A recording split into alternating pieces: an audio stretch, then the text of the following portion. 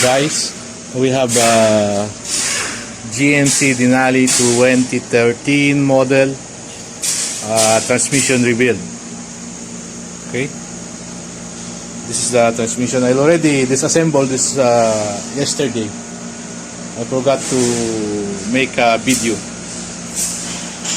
but the main problem for this one, we have slip on fourth gear. We have only 1, 2, 3 shifting. Fourth gear, no shifting in the fourth gear. We have a problem here at the input drum. As you can see, our drum was before it's oh, I don't know, this one is black. The clutch was burning. If you can see, this is the clutches for 4, 5, 6 input drum. This is responsible for the shifting 4, 5, 6 and lock up.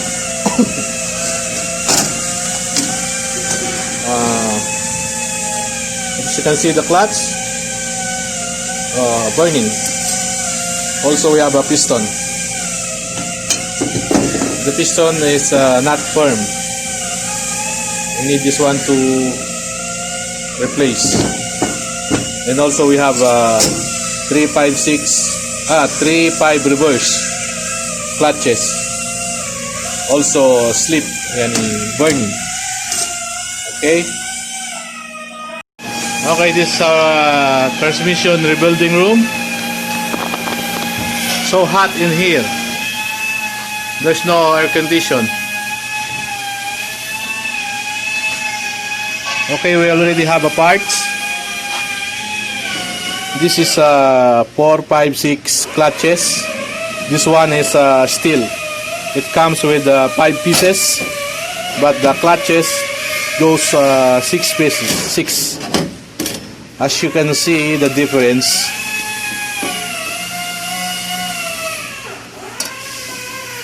Totally the remaining is only steel. This asbestos was already gone. Okay, this is a new one, and this is for 3, 5 and reverse clutches. It comes with 5 clutches, 5 steel plate. And also we have 3, 4 piston. 4, 5, 6 piston. We have a new one.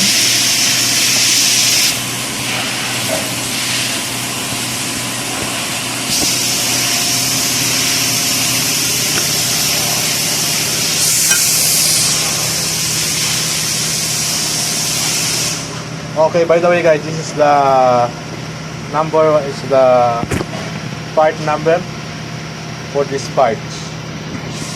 And we have new filter.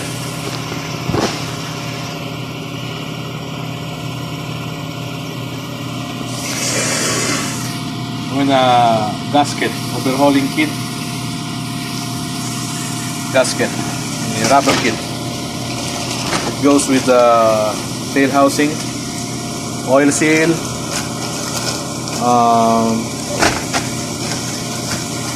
piston, rubber for piston. We have here oil seal for pump. And by the way guys, this is the engineer here. It's a Kodred from Peshawar, and the other guy, this goes out from Philippines. It's also engineer. This for engineer. Oh, hi, I'm Bilal from Saudi Arabia. Hello. Thank you. Okay, I will show you how to rebuild this one. It's already clean. Oh, by the way, we have pump cover. Oh, Brand new. Brand new. Why we replace this one? Because this is the problem. The problem for the pump. We have rotor here. We have vane. Okay. As you can see, I will show you the old one. The old one was here.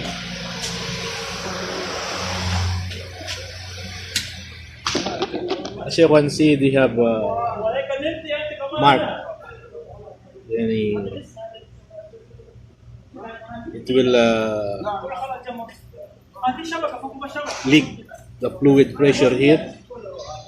You will have low pressure, and then if you have low pressure, you have a sliding shift or sliding clutch. Okay. This is the converter.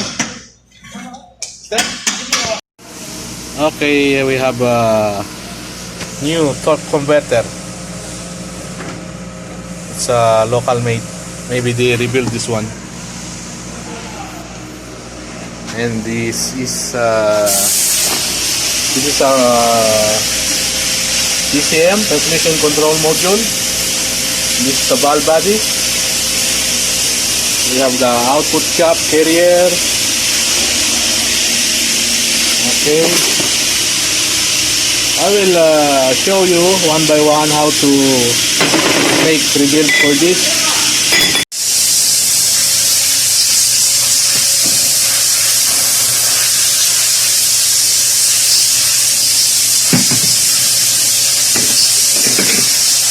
First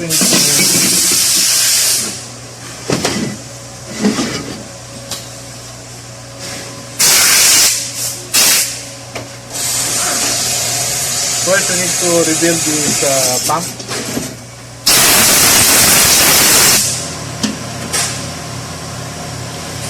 Okay, the pump has parts of pump slide, pump rotor, pump vane. Let's go with 13 pieces.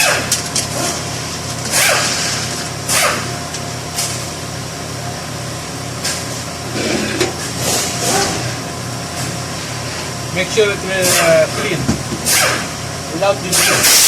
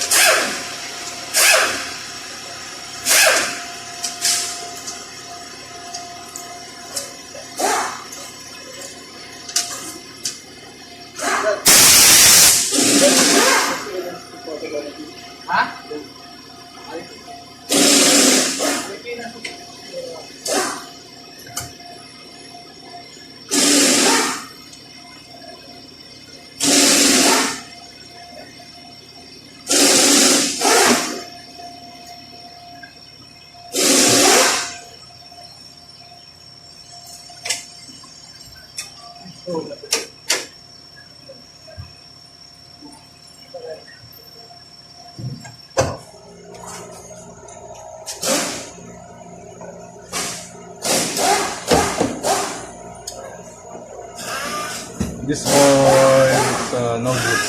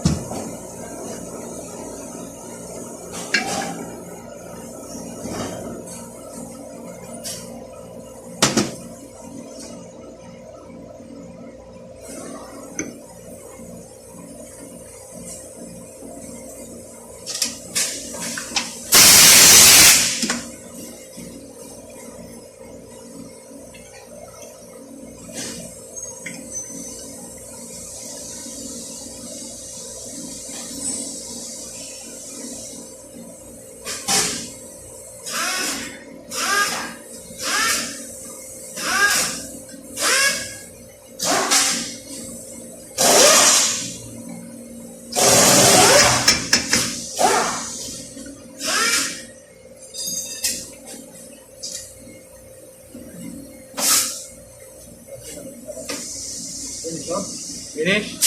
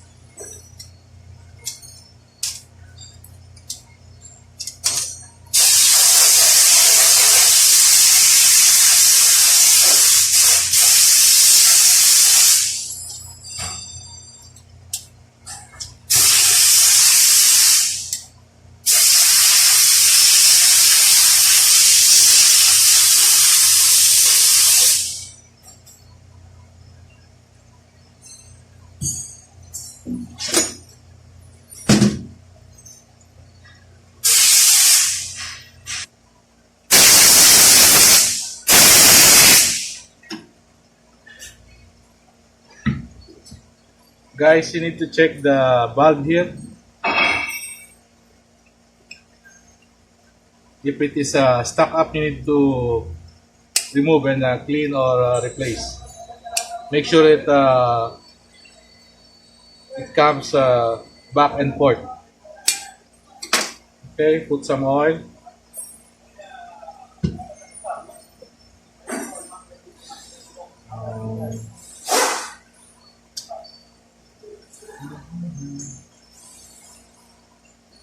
Already they have fun from machine.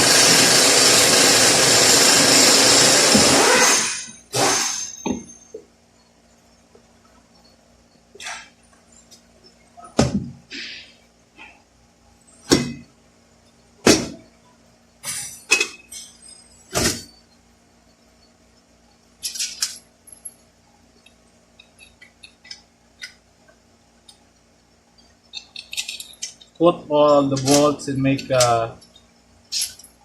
alignment. You should align it first before you will tighten.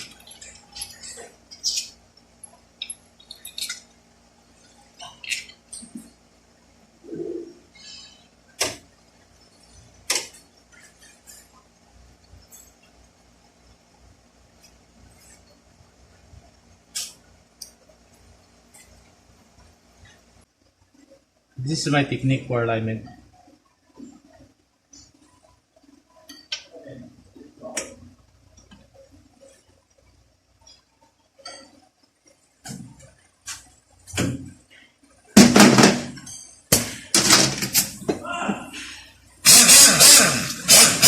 Now we can tighten with impact wheel, but not too much. Make an adjustment here.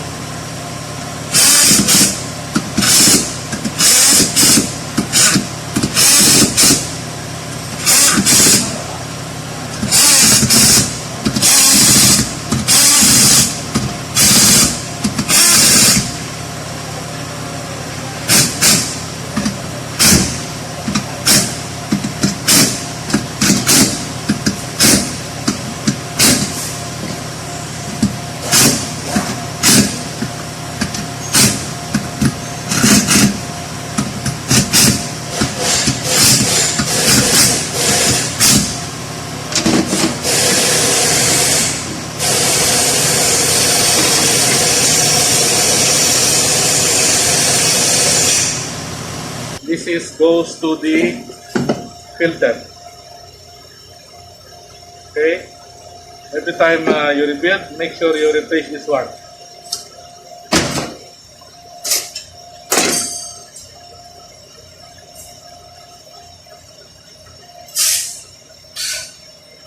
It's my installer.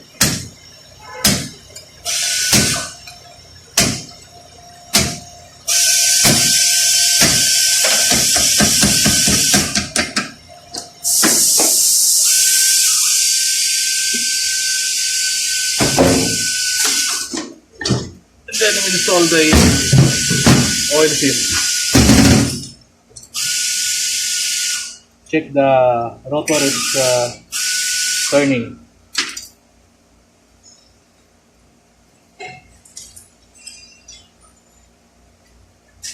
This is the pump seal. Need to replace this one.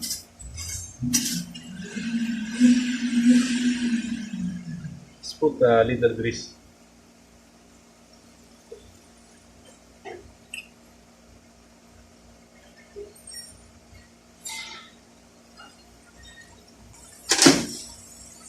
Don't forget the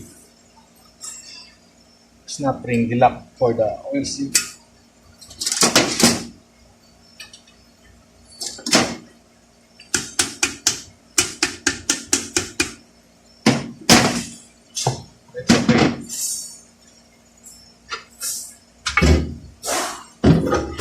Now we're already done for the pump.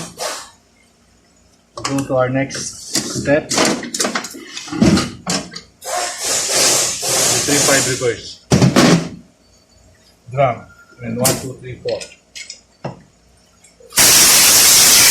Need to install only the seal.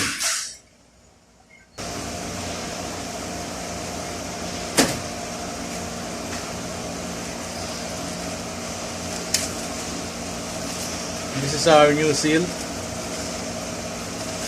for the piston.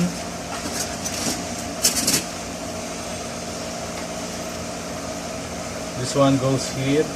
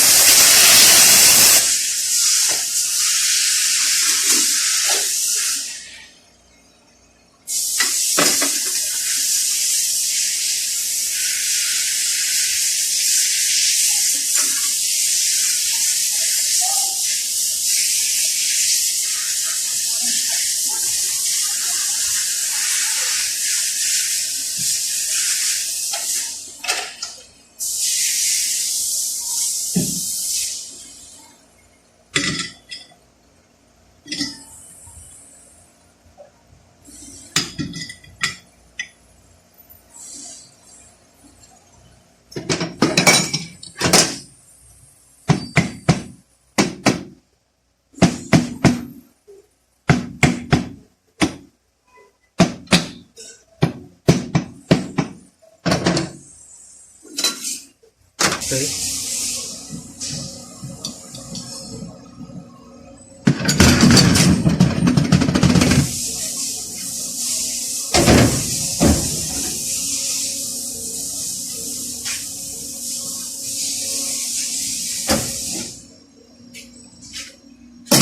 Now you will put our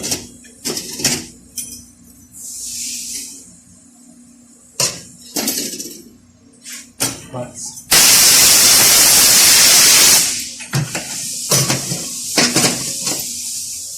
This was our way.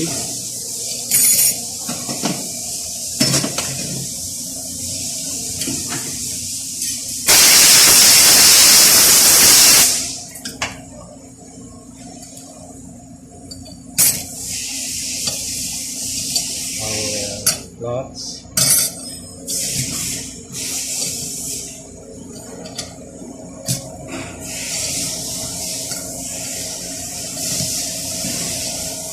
So let's alternate plate, clutch, plate, clutch. Okay. Put the lock. Okay. Now we will check we have a leak.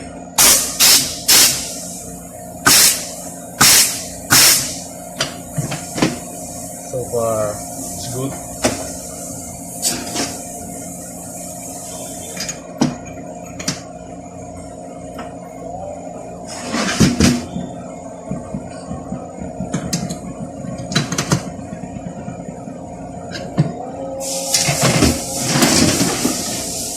Okay, as you can see on the video, this is our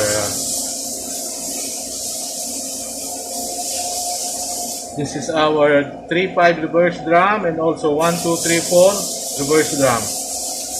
We'll check air leak if they have leakage or leaking something.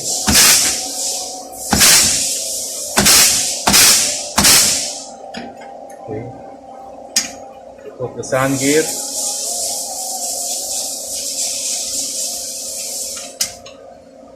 Put the carrier. Don't forget the roller bearing.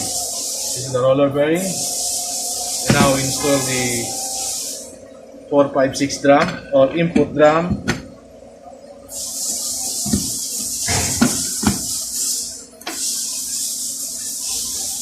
Now we will check.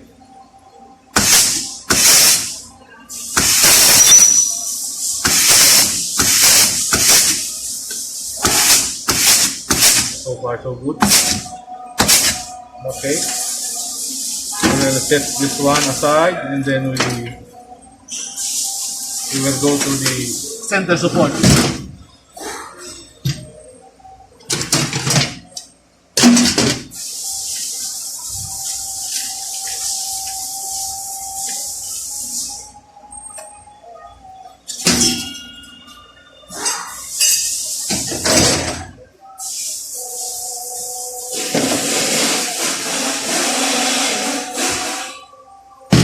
This is our center support.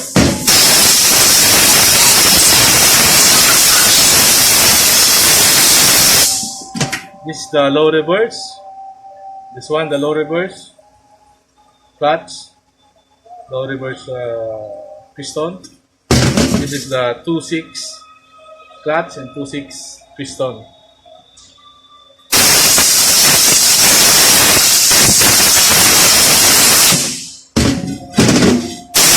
We will go first to the low reverse. Need to replace this seal for piston.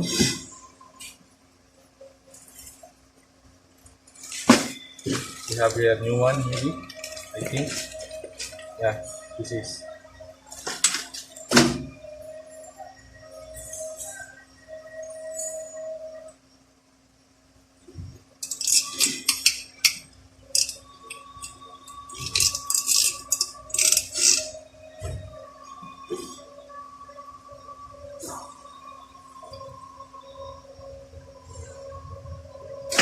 Okay.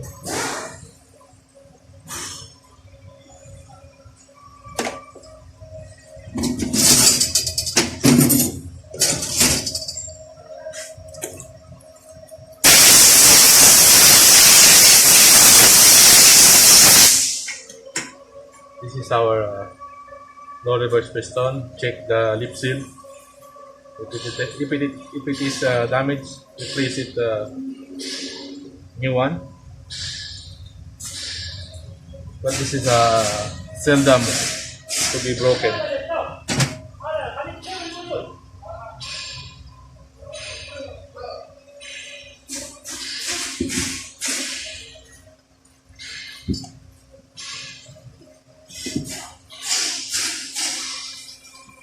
Make sure it center.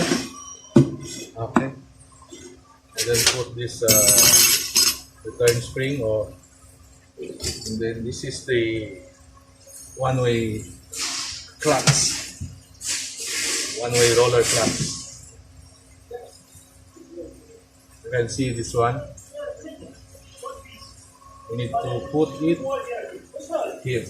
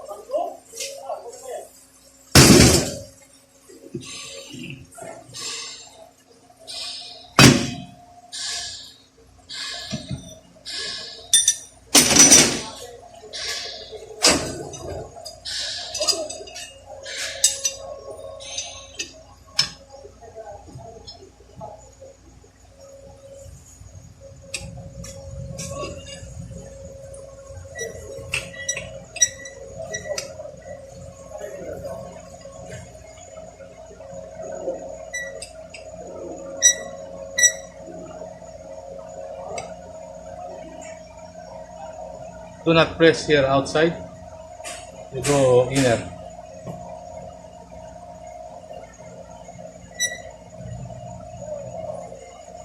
Press it slowly only. Because if you press it too much, or you apply force too much, it will damage the roller bearing, one-way roller clutch. Sorry.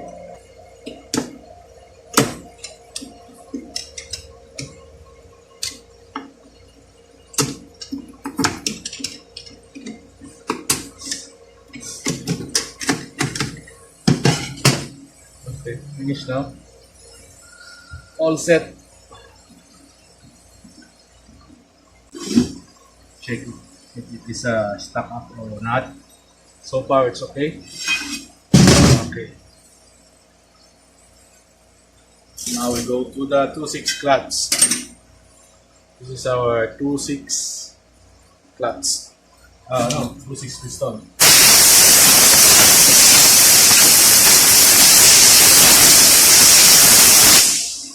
This is the 2 and 6 piston.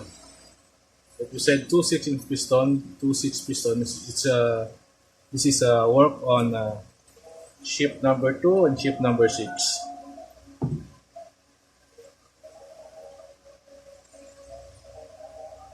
Check on my next video. I will show you the power flow of this transmission.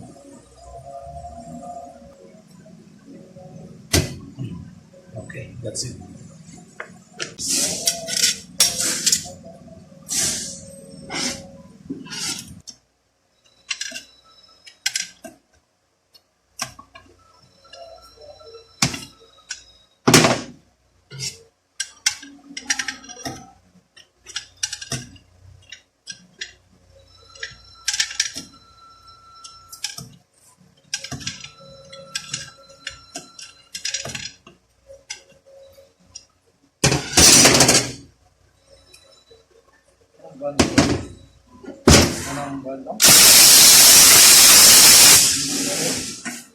Accelerated.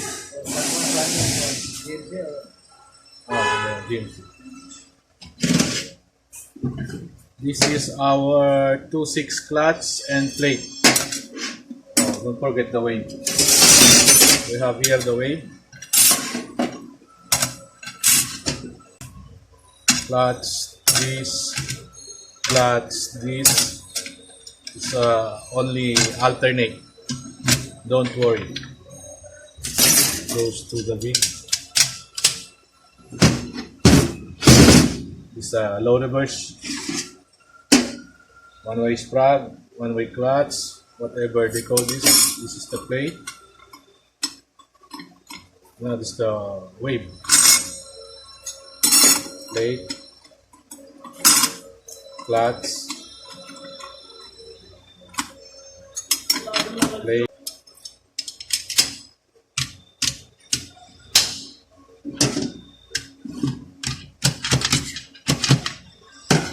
Now we will check the air pressure.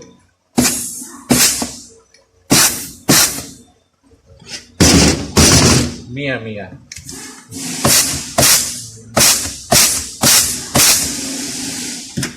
Okay, next time I will show you how to install this to the case. We need a brake from now. Okay guys, as you can see, I don't replace all the parts new because we also minimize the cost of the parts, and the customer said they will agree with that. I don't know how to speak it. Agree with that condition. We set condition that we only change the broken parts because the customer also don't have much money to pay for new parts. It will cost too much. That's why we replace only what it's needed. For me, I will not agree for me, but the customer wants this. I already told them the consequence. Maybe after 6 months or 1 year, the old clutch will broken, old clutch, old piston. He said no problem. We will make a rebuild other time. Our 3-pipe reverse drum, our input drum. We already installed the piston, the clutches, and our center support. Okay, this is the only clutches on the 680 transmission. This one, this is the only clutches. On the output shaft, it have a carrier. Okay, this one is the hub. Okay guys, if you replace a new pump housing, don't forget to remove this breather and then the bolt for the main pressure line. Remove this one and install it to the new pump housing. It goes here, the bolt for the main pressure line, and this is for the breather. It goes here. We need to remove to the old pump housing. Okay guys, don't forget. Okay, now we're going to install the assembly parts to the case. We'll start from this roller bearing.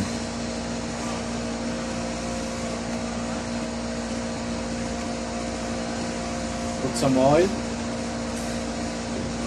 for lubrication and then put this output shaft with period. Be careful this one guys, this one.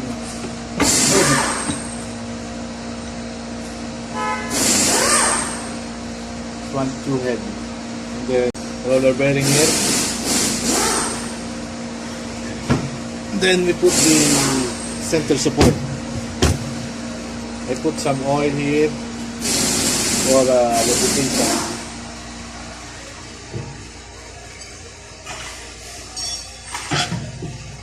They have a guide. It will not go inside if it is not installed properly. That's why don't be afraid. Okay, this one snap ring end cap. We install it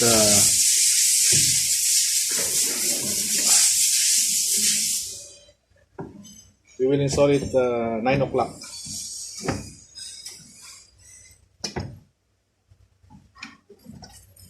We will return it to the same position the way we removed before.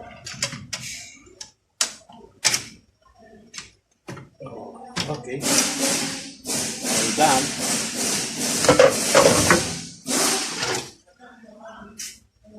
Now we need to push it little, only little.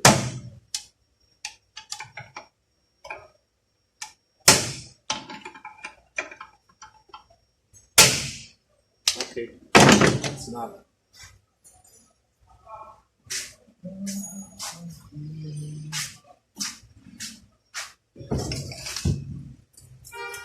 Now we have to install the roller bearing for the.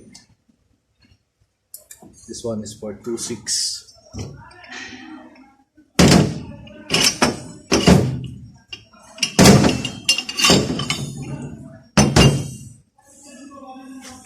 Put some oil. This is for 2.6 hub.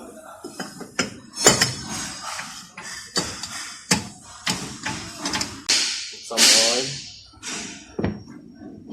This is for 3.5 reverse. This is a 4.56 clutch hub.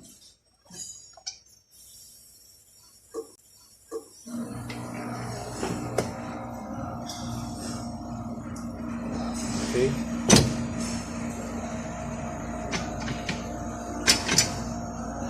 This is a 4.56 clutch hub.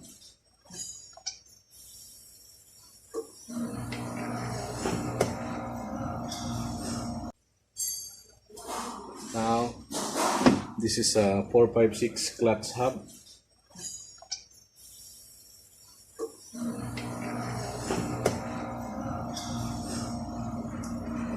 Okay.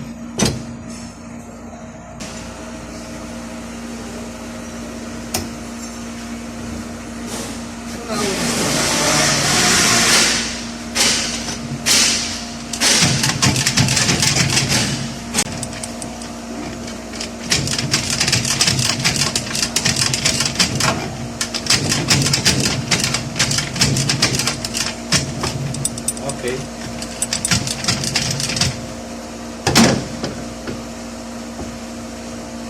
All set now. We'll go to our pump assembly. This pump assembly, they have a O-ring here.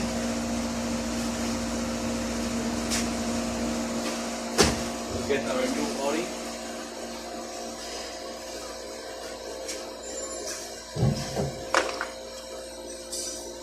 This is our O-ring here. Don't forget this one, guys, because it will leaking if you don't install this O-ring. Put some grease to hold on. Okay.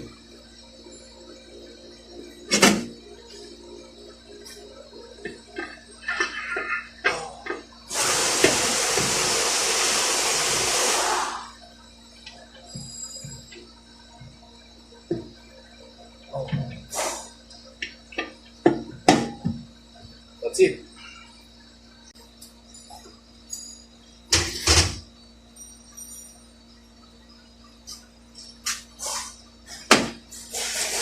This was 15 millimeter.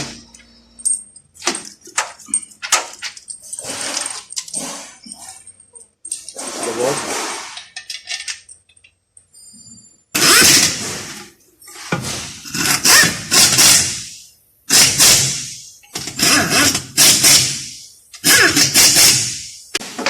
Okay guys, now we check the end plate, the gap. It should be more or less, I don't know. I only use my pulse. But they have a specification and play gap with this input. Okay guys, now we install this cooler seal.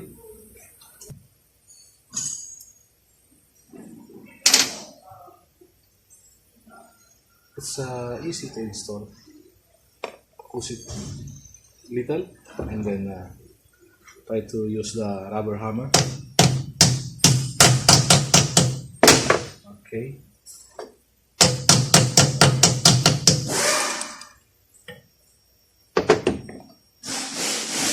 Other one.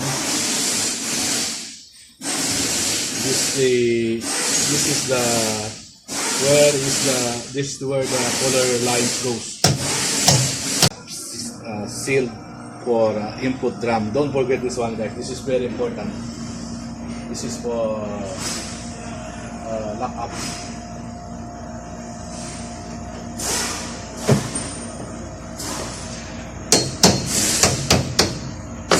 Now we go to the valve body in TCM. This goes to the valve body. This is the seal from valve body to the housing. It goes here, okay. But this will put it to the valve body. This goes to the housing.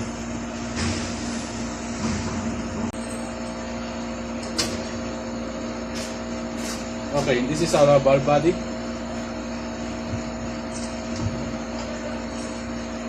And they have a TCM already installed. I already opened it, guys. I have a video for this one. I will upload it to replace this one with new one.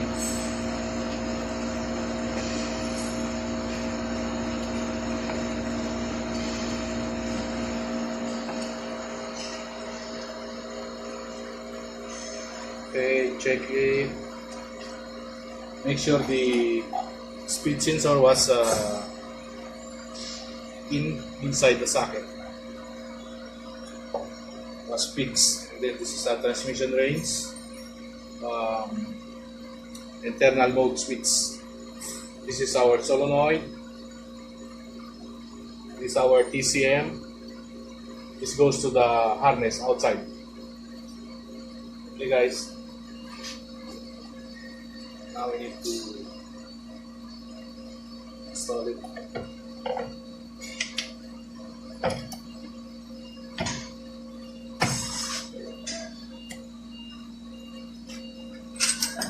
This valve body goes with 6 bolts. This bolt is 1, 2, 3, 4, 5, 6 point. 6 point for this torque socket. Torque.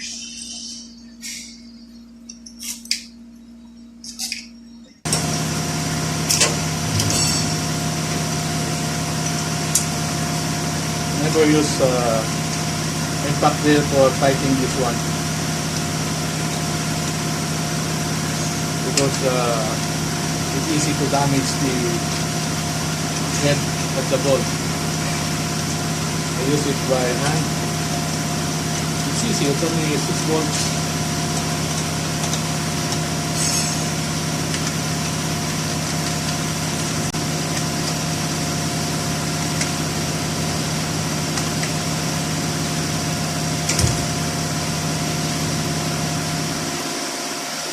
Okay, now to put this adapter. Sa harness adapter maybe I think.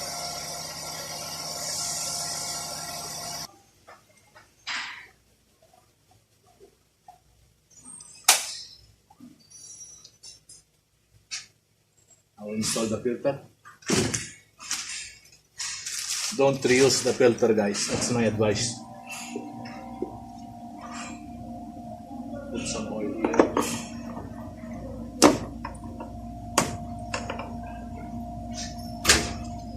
Install our oil pan gasket.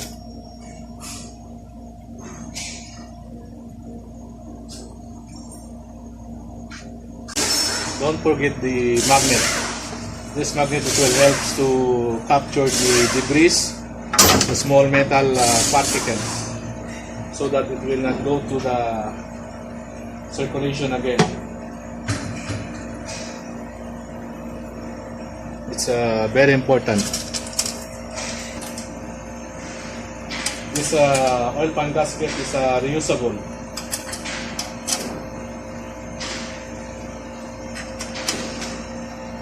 If you have new, you can replace. But if you don't have new, use the old one. No problem for that. I'm okay for that.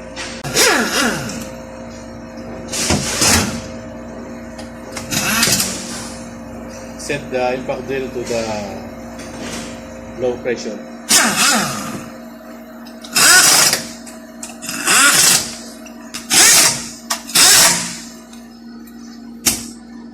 Okay guys, all set now.